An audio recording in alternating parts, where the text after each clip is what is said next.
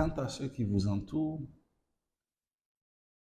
qui n'arrivent pas à voir ce que vous voyez, qui n'arrivent pas à comprendre ce que vous comprenez, ils auront un seul mot à la bouche et diront que bon, vous êtes dans un délire, que peut-être que vous vous croyez au-delà de ce qui existe.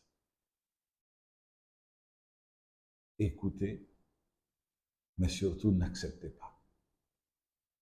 Être au-delà de ce qui existe, j'aime bien la phrase dire être plus grand que ses réalités. C'est cela qui a fait le monde tel qu'il est.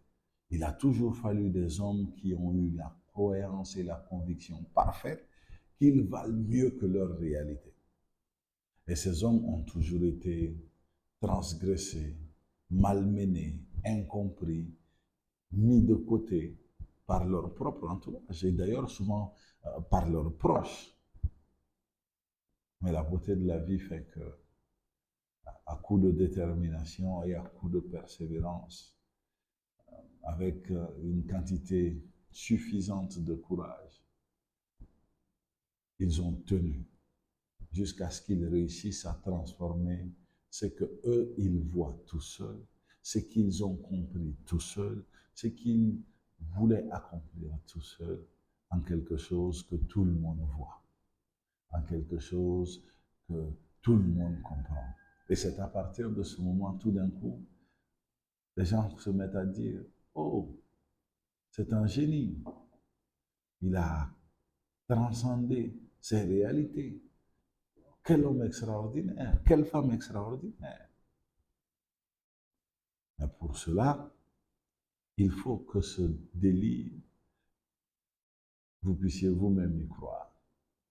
C'est comme quelque part se rendre compte de sa propre folie et accepter cette folie jusqu'à ce qu'elle soit partagée par les autres.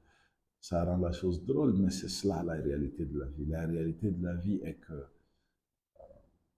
le christianisme a débuté par une seule personne. Si cette personne elle-même n'avait pas suffisamment de croyance pour pouvoir convaincre les autres, il n'y aurait pas de christianisme. L'islam a débuté par une seule personne. Si cette seule personne n'avait pas suffisamment de croyance pour convaincre ceux autour de lui, il n'y aurait pas eu d'islam. Et ces deux exemples, il en existe plein à travers le monde. Il a fallu une première personne pour penser que nous devons nous habiller et que nous devons nous habiller de façon stylée. Il a fallu une première personne pour penser